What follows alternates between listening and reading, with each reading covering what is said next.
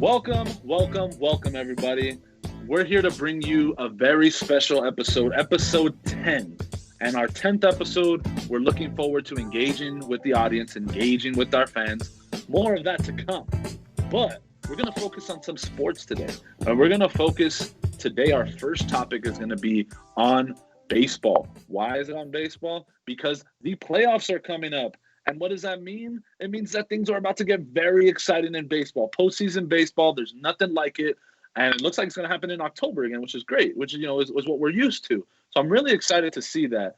And with the shortened season, we've had a lot of unique things happen this year. One of those things being that we've had some surprise teams joining us in the playoffs, and with their seedings, they're kind of a surprise.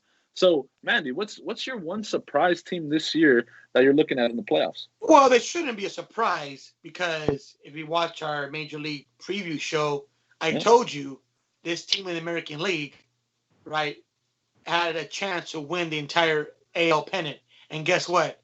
It looks like to me they're going to represent the AL in the World Series. I'll tell you right now, the Chicago White Sox. They have the pitching. They for sure have the hitting. Right, that Cuban connection, baby. Jose Abreu, Yasmani Grandal, maybe Chicago White Sox. A lot of people were doubting them. They were doubting them. They had the Twins, they had all the Twins in that same division. The Twins were going to win it. Chicago White Sox came out of nowhere. Tim Anderson, Jose Moncada. They had a no-hitter this year. Yeah, Giolito.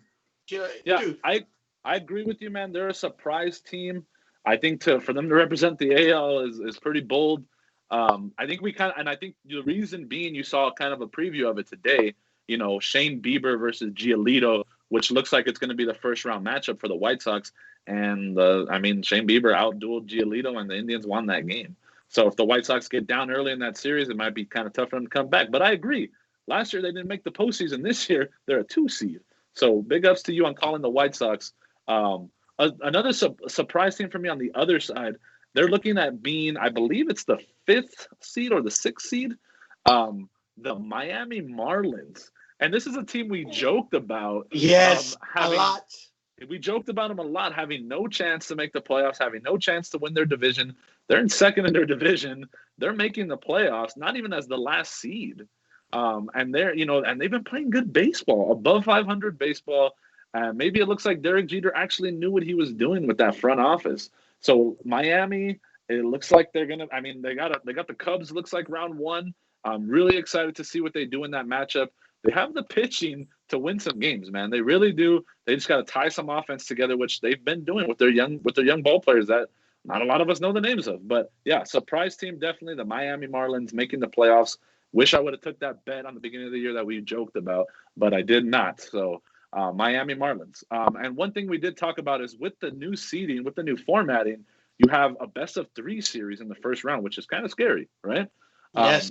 It's called, and what I'm going to call it are trap games. So trap games meaning you're going to go into that, a team's going to go into that very confident that they're going to win, but could run into some problems. So what's one team you think might have a trap game matchup in the first round? It's simple.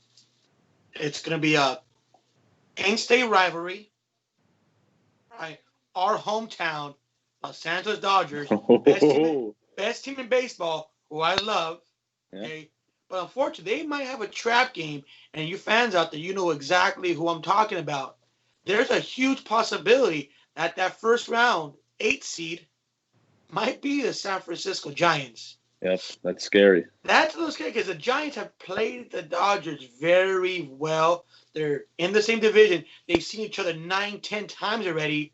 And to play another series, right, they're going to know each other inside and out. And like I said, the Giants play the Dodgers really well. And that's a definition of a trap game. Dodgers, easily.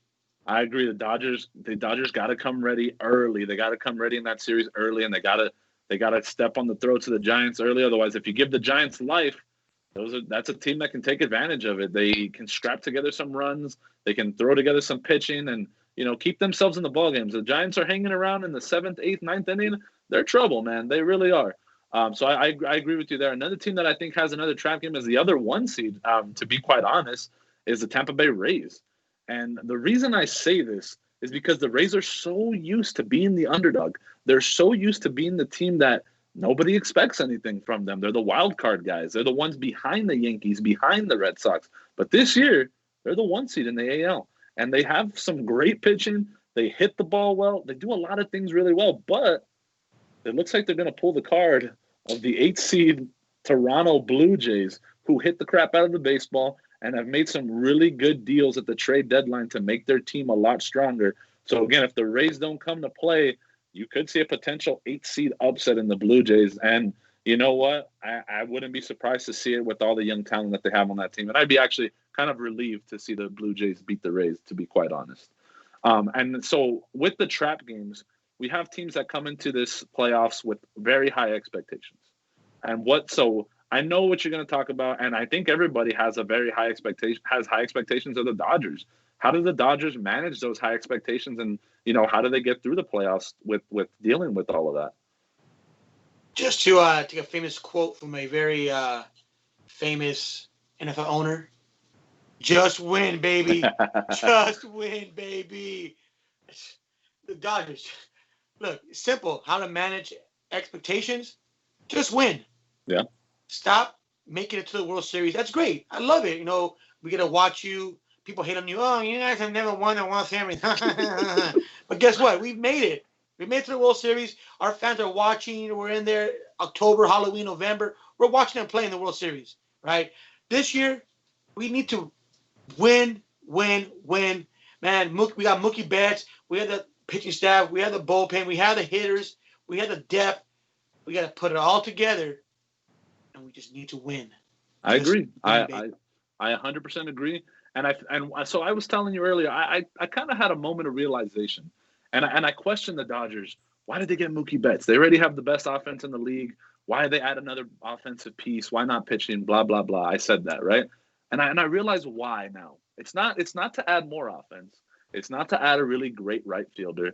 It's because when the Dodgers get to the World Series, American League teams chew them up and spit them out, quite honestly. And Mookie Betts has hit tremendously well against the best teams in the American League. And I'm talking about the Yankees. I'm talking about the Astros.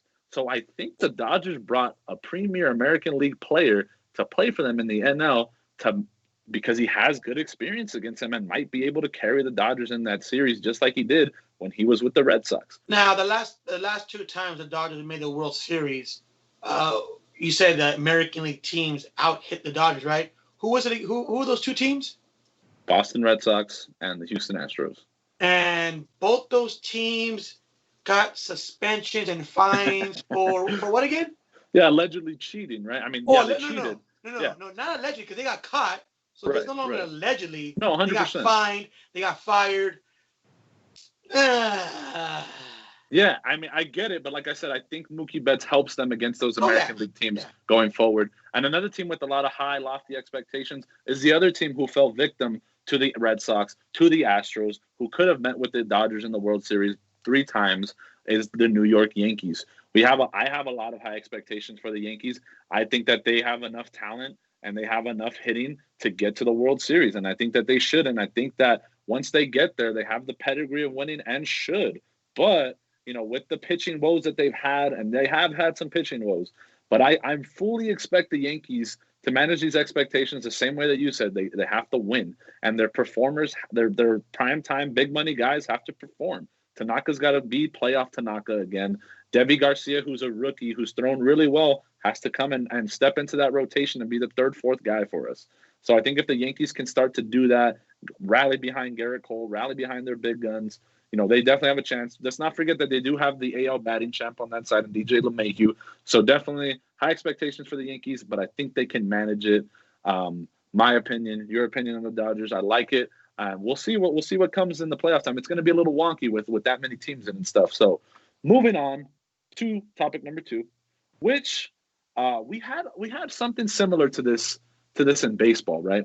We kind of talked about how baseball, they got old guard, enforcing the old rules and not wanting to swing on 3-0 pitches and stuff like that. And we're having something of a similar thing happening right now in football, and I don't think a lot of people are realizing it. You got Tom Brady, who's quarterback of the Tampa Bay Buccaneers. GOAT Tom Brady, greatest of all time, hands down, cool. 43 years old, trying to still play football. Drew Brees, who's 40 years old and has looked terrible. 41. 41 and has looked terrible in 2 starts. Really bad, folks. Really bad. If you think Drew Brees is your fantasy football quarterback savior, he's not this year. And then you got Phillip Rivers, who's getting up there in age himself. And my gosh, the arm is gone. He's throwing a lot of interceptions. And it's tough. So you have those guys, and on the other side, you have young guys like Russell Wilson. You got Lamar Jackson, Patrick Mahomes, all Deshaun Watson. These younger guys taking over, revolutionizing the quarterback position, being dual threats, being able to air the ball out long, and making football exciting again. I'm super pumped to see these guys, to see what they're going to do in their career. I'm really looking forward to the Mahomes Jackson matchup this Monday night. I'm looking forward to seeing those guys compete their whole career. So tell me, Mandy, those are my guys who are kind of like the new stars. Would you agree with that, or do you think these old guys still got something left in the tank? No, I mentioned earlier that the NFL has changed, and those new quarterbacks you just mentioned. What's their race? They're all African American, right? Yeah. Just picture this: about maybe 30, 40 years ago, African Americans in the NFL, right? There was a whole idea that they were not smart enough to play quarterback. Right. They weren't smart enough to play quarterback. It was a white man's position, right? Right. Then Doug Jones. They ran too much. Yeah, Doug Jones and the Redskins, he led them to the Super Bowl, right? Warren Moon, those were anomalies. Now, you look at it now, right? You could kind of think of, Drew Brees and Tom Brady, all those, the old version of what they thought quarterback should be, right? Now, you fast forward to today, you have a new breed of quarterback. Excitement, right? Athleticism. Patrick Mahomes is really the standard of what you want your quarterback to look like. The one quarterback you're not mentioning right now is because Kyler Murray. Kyler Murray. I would say, and even Cam Newton. He's 31 years old. True. Yeah. And again, it's this new age of football where offensive coordinators need an edge on defenses. And what's that edge? The dual threat running quarterback.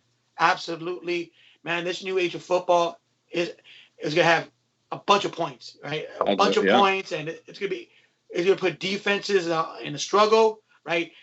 Defenses have to come up with a whole new scheme. But yes, this new wave of quarterback is revolutionizing football. Revolutionizing football, and really, I love to see it, man.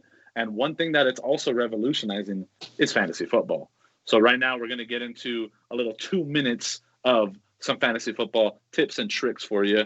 One thing I did want to talk about with fantasy football is the Atlanta Falcons. Now, you might look at me and say, well, Atlanta, they're 0-2, they're looking bad. Yeah, that don't matter on fantasy football. All that matters is yards, touchdowns, and points. And Atlanta is a trough of all of those things. Their third receiver, Russell Gage, last week had 23 fantasy points. Their third receiver.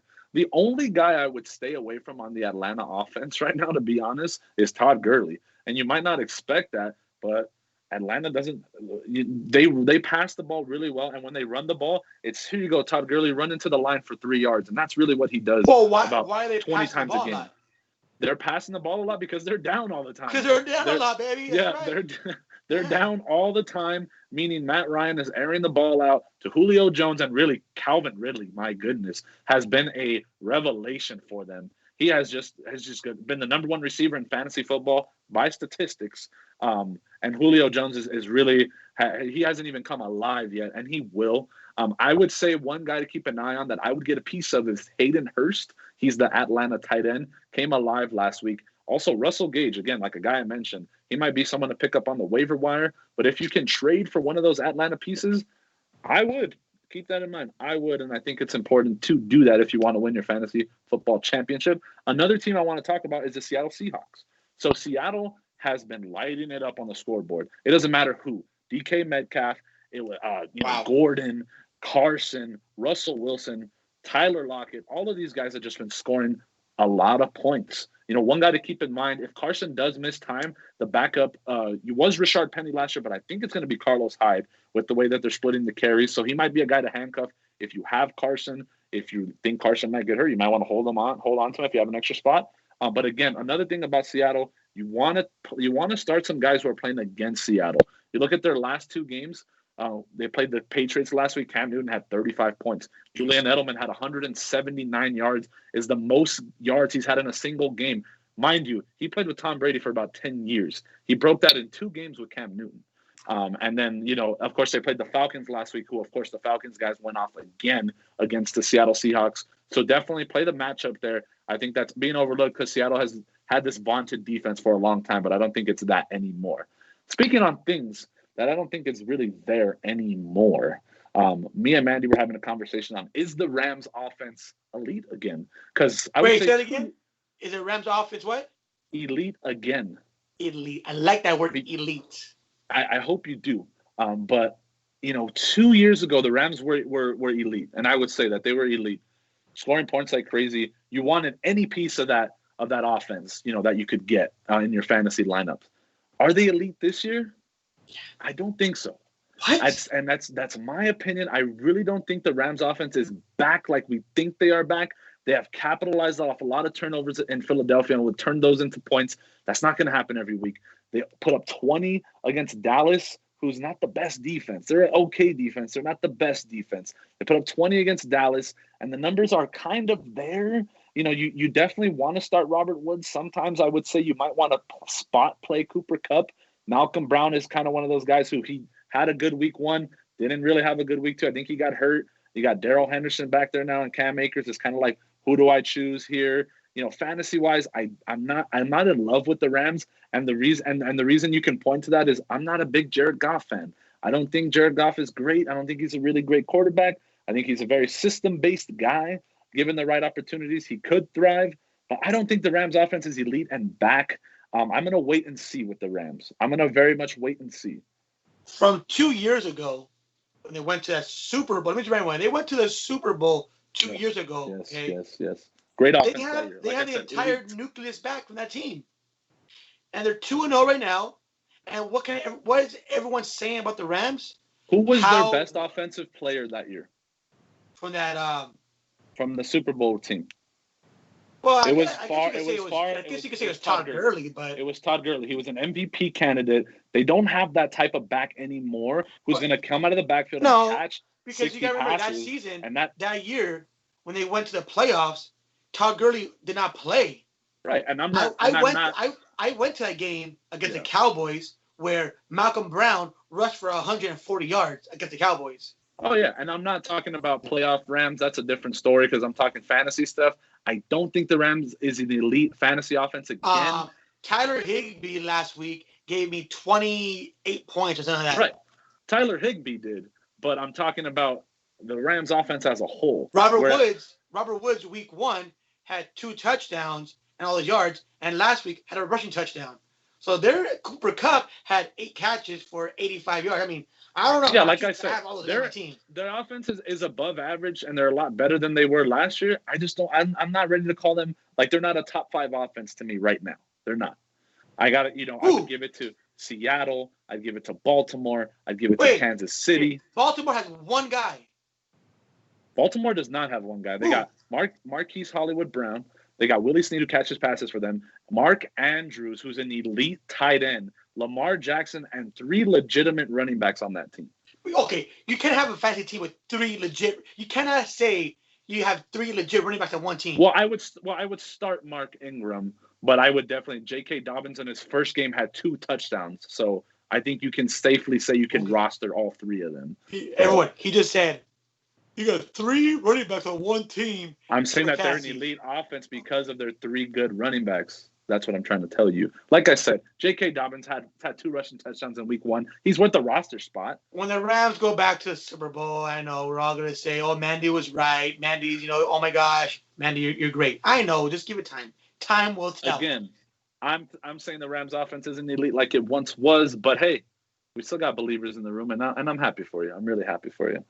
But moving on to another segment that I'm proud of you, my brother. I am very proud of you. You are 2-0. You're starting off 2-0 just like I did. And I'm hoping you exceed what I did. And I hope you I will. 3-0 this week for Mandy's lock of the week.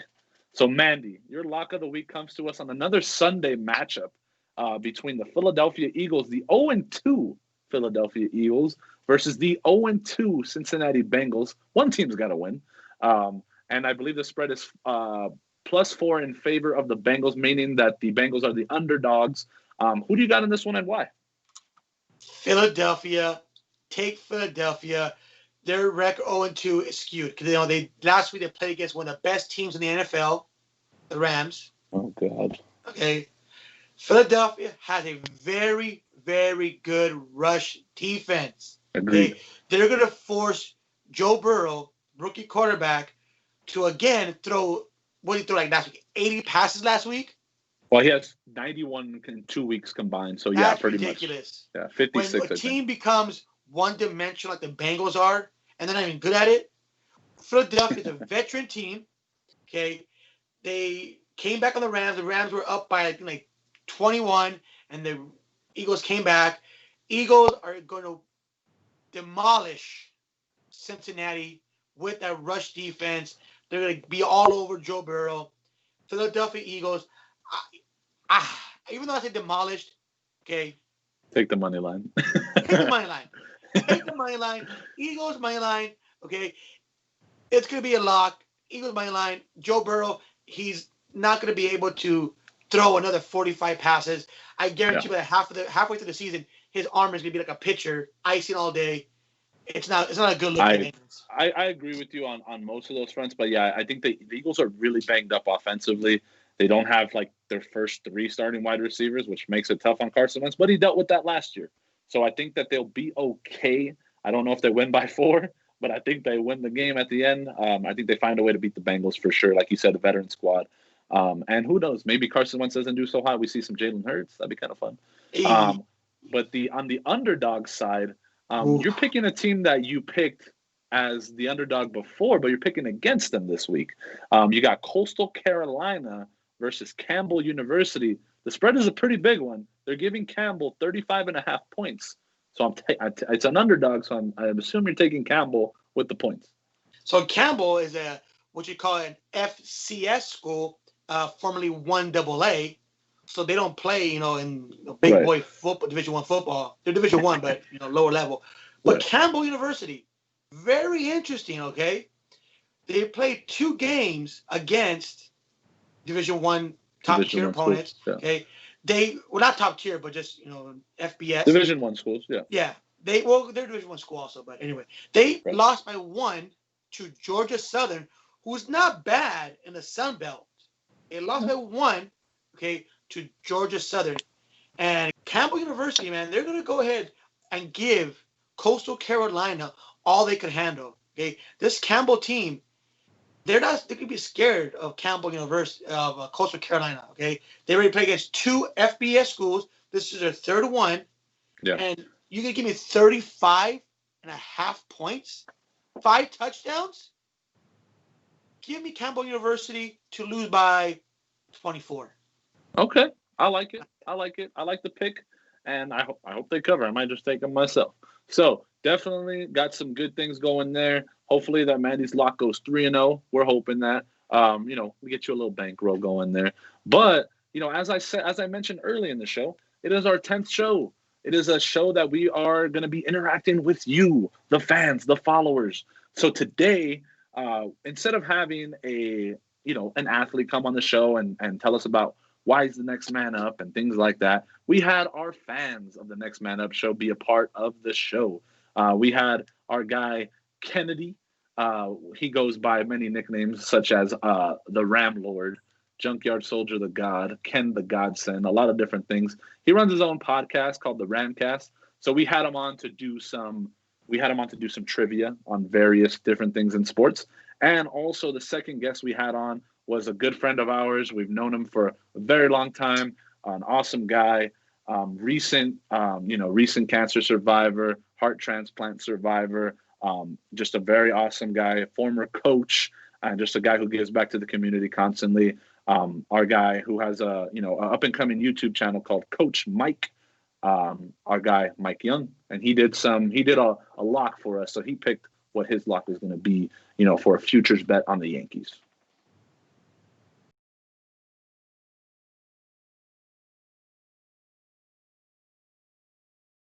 you told me that you kind of have what we're gonna call Mike's lock. What's your lock, Mike? And what are you thinking about the Yankees this year? I think the Yankees for sure will win the ALCS. Okay. Wow, for sure. Well, no, right. I'll be honest. I think they'll make it to the ALCS. I think I'll go bold and say they'll win the ALCS. And right now the Yankees are sitting at, I believe, plus 400 odds to win the ALCS, to win the American League, which means that, you bet $100, you win 400 if the Yankees end up winning the American League. Tell us a little bit about why you think the Yankees will get there or win it. I think they have some good momentum right now. With the way the season has been, and I'll be honest, I haven't been watching too many sports this year. It's been, but I did see the Yankees went on their tear, recently, where they've just been, winning, and they clinched it a couple days ago, right? They got their playoff spot clinched. Spot, and I feel confident that they'll be in the ALCS. I can't even say because I thought that they'll be in the World Series the last couple of years, and then things change. And other teams cheat, but whatever. So they definitely got snubbed. I think you're right, though. They got a lot of momentum. I think they just came off a 10-game winning streak. To get themselves in. Was it 11? It might have been 11, actually. I think Mike's right. It might have been 11-game win streak just to get themselves right. And I think, like what you said, the momentum and them just getting better from injuries at the right time. Right. And, with that coming up with the playoffs, I like the Yankees to win the American League, too. There's a lot of tough teams in the American League, though. That's real cute. That's real cute. But let me just say this, though. Yankees are overrated. They're the Angels on steroids. And what do I mean by that? They can't pitch. They could hit a little bit better. They cannot pitch. Yankees are going nowhere. Look at today. They had their number 2 starter going today, Tanaka. And what happened? The Blue Jays got 12 runs off of them. They're done. Yankees, first round, call it a day, move on. Sorry, guys. So you're wrong on a lot of different levels. Yankees are struggling with their pitching a little bit, yes. A little bit? Yeah, okay, but a little bit, right? But Tanaka, like you just talked about Tanaka, if you look at Tanaka's splits between the regular season and the postseason, he's such a better pitcher, and he knows when to turn it on. And where has that gotten in the last couple of years? What do you mean Tanaka has almost – he's lost one game in the playoffs. And have they gone to the World Series? They've also been snubbed by the Astros, so stop it. We can say the same thing about the Dodgers. They've won their division 8 years in a row. Or we're not talking about the Dodgers. Well, what have they done? We're in a Yankee hat. We're talking about the Yankees. Well, I'll say this, Mandy. The Yankees are champions. Nothing like the Angels. True. We find ways to win. Very true. We've had a little bit of a drought, the last couple of years. But does it ever really last that long with New York? We're not the Dodgers. Definitely not the Angels. We'll be all right. Hey, when was the last time the Yankees made it to the World Series? I believe it was 2006. Yeah. Okay. But when's the last time Dodgers won a World Series? Oh, I won a World Series. 86? I didn't say that. I said, when's the last time 86? Went to a World Series? Well, the last time we went was the last time we won. Because when we get there, we win. We don't lose. So, just saying. That's cool. Yeah.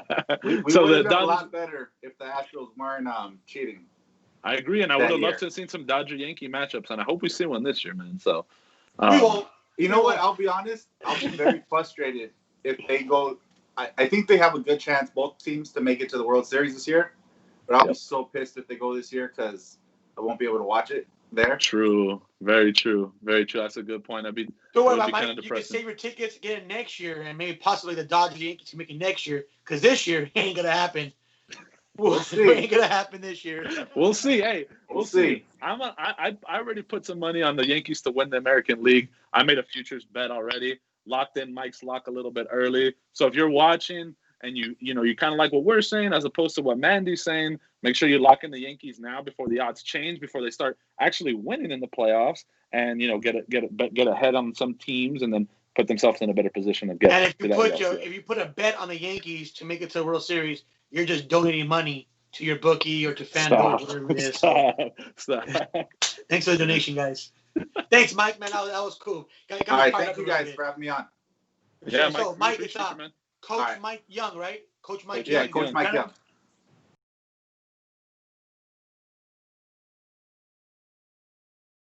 All right. What's up, my boy Kennedy, my boy Ramlord, Junkyard Soldier, the God, Ken the Godsend, over here with nicknames on deck. That's my boy right now. So, Ken, you're joining us today as a part of our interacting with our followers and collaboration day. It is our 10th episode, so we're trying to do something a little bit unique. But we got you on to do some trivia. But before we get into that, man, tell us a little bit about who you are, what you do. Shit, my name is Kennedy. Just fresh out of high school or a year ago, and basically I have my own podcast called the Ramcast. You can find it on Spotify, Apple Podcasts. I'm trying to get it everywhere right now. It's just me and one of my best friends. We just started a podcast talking to people we grew up with. You know, I'm not a celebrity. I'm not a big name. I'm not a professional. But if I can make you guys laugh, that brings joy to my life. So that's what I'm all about. All right, and I'll say firsthand, I'm a follower of a listener of the Ramcast, part of the Ram fam. That's right. Big fan. I'm a big fan. It's hilarious. I was on the show. I think I want to say episode 12, 13, something like that. It was a good show. Good. It was funny. But for sure, Kennedy is one of those guys who's gonna make you laugh. He'll hit you with those random bursts of energy all the time. So That's also right. had a video that I shot. I thought should have went viral on Twitter. Talking about when PG landed with the Clippers and Kawhi. If you got a sec, check out his Twitter. But PG, that get the fuck out. Get out of LA, bro. After I saw him through that corner shot into the backboard, bro, I legit turned my TV off and almost went to the hospital. Pandemic Pete. Yeah, bro. Hey, PG, you gotta grip up, bro. You gotta grip up. So you want him to grip up, but you want him out of LA, man? You gotta come. It's one of the other. It's one of the other, bro.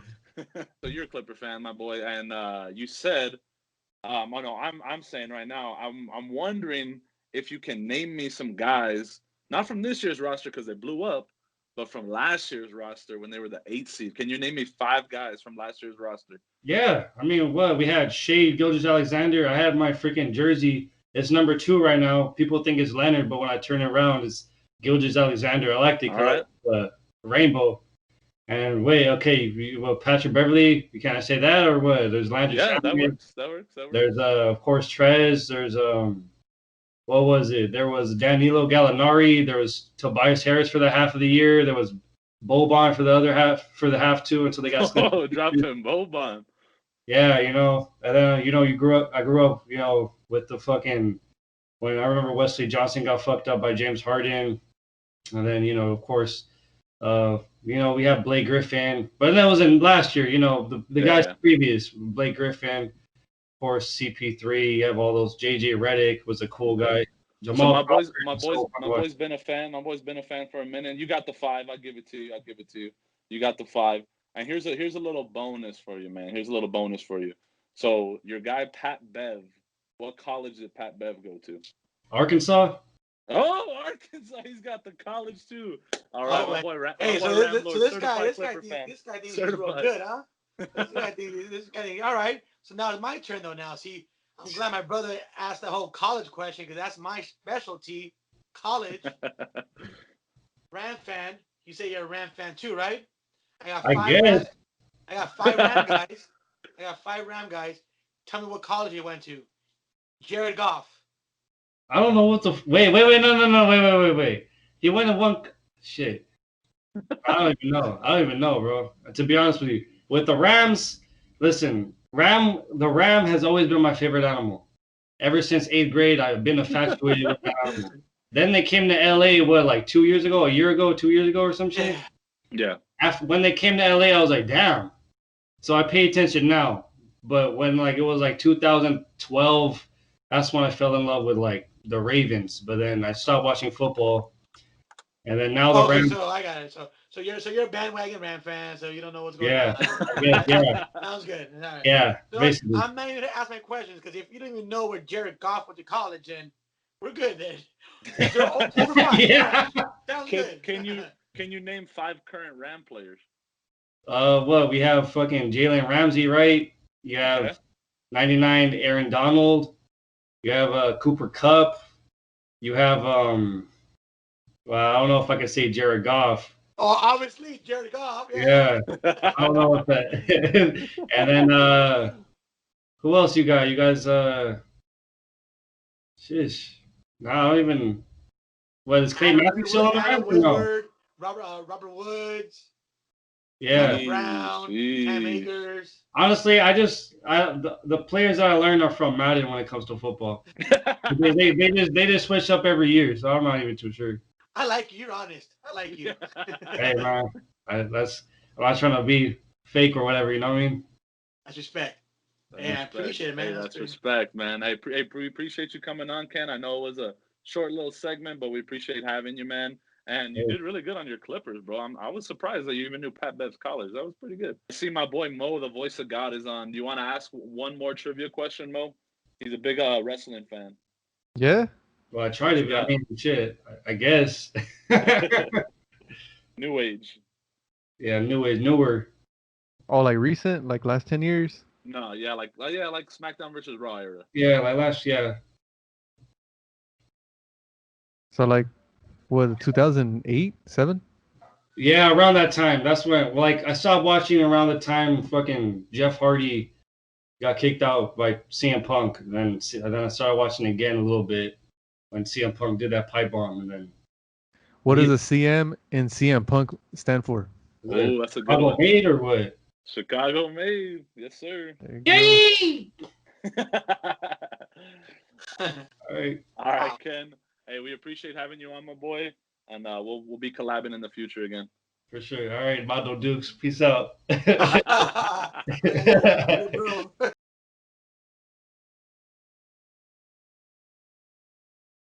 All right, so man, that was a great little segment we had with our guy Kennedy, aka Edgar. But anyway, man, that was cool. You know, he very exciting guy. Likes to use creative language a little bit, but you know, he's young. He's young. You know, it happens. He slips out. But other than that, man, it was cool meeting him and talking to him. I wish him all the great, you know, success he hopefully gets through his podcast. And also, you know, a good friend of mine. I've known this guy for a long time, Mike Young. It was good to see him and him tell his story a little bit. And make sure you guys do check out his YouTube channel, man. He speaks real well and gives a lot of advice. And you know, it was cool to hear Mike Young talk about the Yankees and got me a little fired up a little bit because you know I'm not a big Yankee fan as it is, but it was cool to hear that. Hater. And yeah, man, just to see our fans find time for us is amazing. So it's cool. Awesome. So what's our next segment? Oh yeah. The next segment. We got rapid fire with Chuchi. He needs to get better at that, but we'll work on that. Yeah, I'll get better at that. But last week we didn't do too well, did we? Last week was rough. It was a little rough. 1 for 5? 2. 2, because I gave you a bonus. Yeah. You're right. Yeah. So that was 40%. So I'm gonna stick to the same kind of idea, same kind of segment. I like colleges, you know. I do too. And I actually wanted to ask these questions to Edgar. I mean Kennedy, and he couldn't answer them. So I'm gonna go ahead and say them for you. So they're random questions. But I know some Ram guys. All right, good, because these are big time Ram guys. I made it easy for him, and he couldn't answer the first one, so it should be easy for you. All right. So number 1, I give you a Ram guy, a Ram player, and give me the college. Gotcha. All right. Jared Goff, same college as Aaron Rodgers, Cal, okay, that's one. Okay. Well, I can't give the answers yet, so okay. Aaron Donald he was not a highly recruited guy because he's kind of small. He went to a small school also. He went to Pittsburgh. Yeah. Good. That's right. That's my guess. Yeah, I mean, these are easy, right? Okay, let's go with Robert Woods. Robert Woods. I know the high school Robert Woods went to also. He went to J. Sarah. No. He went to Sarah. Sorry. Sarah High School. No, J. Sarah in Orange County. Right. He went to Sarah. My bad. Played The against hood. them. And college, I believe, went to USC. Okay, good. I believe. We'll see. I don't know. Yeah, I'm pretty sure it's USC. Let's go with Cooper Kupp. Cooper, oh man, Cooper Kupp. He feels like a Texas guy, but he also feels like kind of like a D2 guy. Man, I don't Cooper Kupp. I'm gonna take a random guess. I'm gonna go Texas. I'm going Longhorns. I don't think he went there, but that's my guess. Yeah. And we'll go with Tyler Higbee. Oh man, Tyler Higbee. I don't know off the top. I'm gonna guess. I think he feels like an ACC guy or SEC guy. I'm gonna go with Tyler Higbee went to Florida. I don't know if that's right, but it feels like he went to Florida. Okay, we'll see. Right. For our bonus question here, cheating sports. Okay. What high school did Carlos Stanton go to? Giancarlo? Yeah. Oh man, I'm gonna assume he went to a California school because you're telling me that Giancarlo. He went to a Mission League school.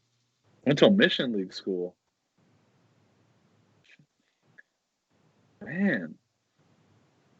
Who's in the Mission League? I don't even know who's in the Mission League right now. Loyola, Harvard Westlake, Notre Dame, Alemany, St. Francis. I'll say he went to Notre Dame. I don't know. You got so lucky, my guy. Anyway, so all right. So yes, Jared Goff, Berkeley, good. Okay.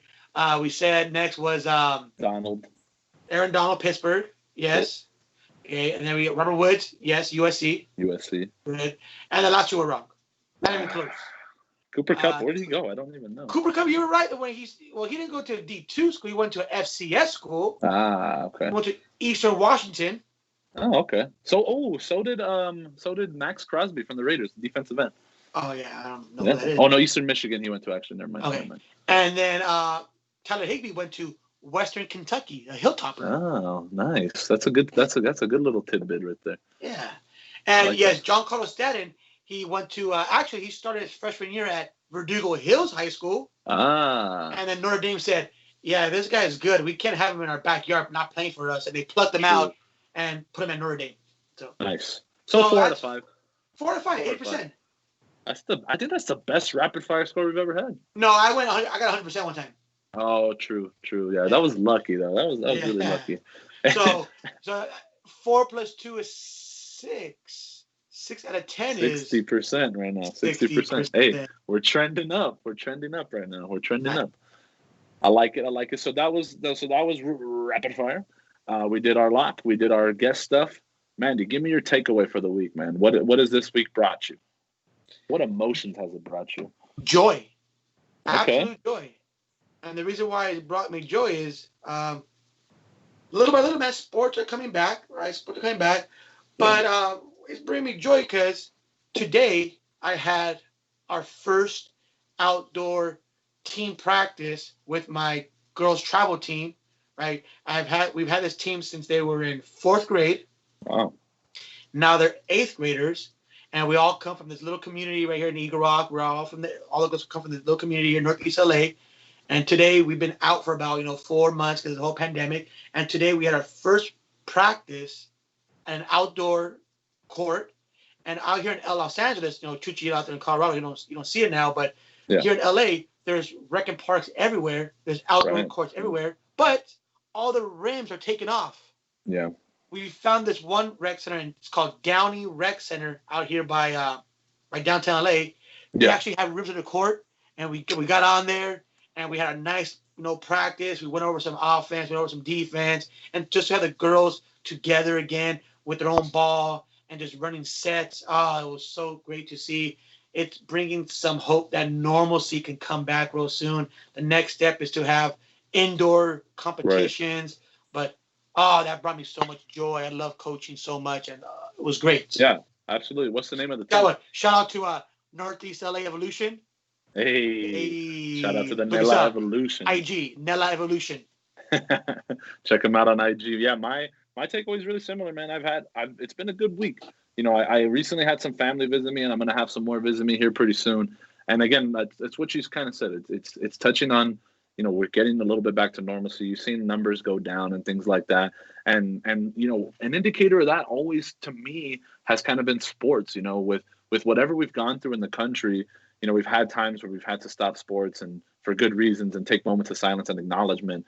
But sports has really always been there. After Katrina, when the Saints came back to play on that Monday night, blocked that punt and scored that touchdown, it was more than football at that point. It was really just pure emotion for everybody involved in that. So, I think sports coming back and football really is so big in America. To have it come back and really once we have it at every college level and we have college fans back in the stands and we have people at the Super Bowl and the playoffs, that's when it's going to feel really good.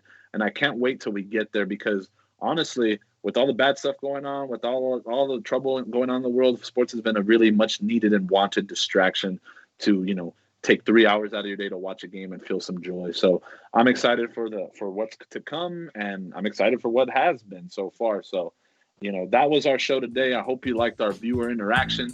We look to do that more, but we definitely also looking to bring you more of the best Next Man Up athletes. But that was it for us today. Make sure you follow us on our social medias, and we'll see you guys next time.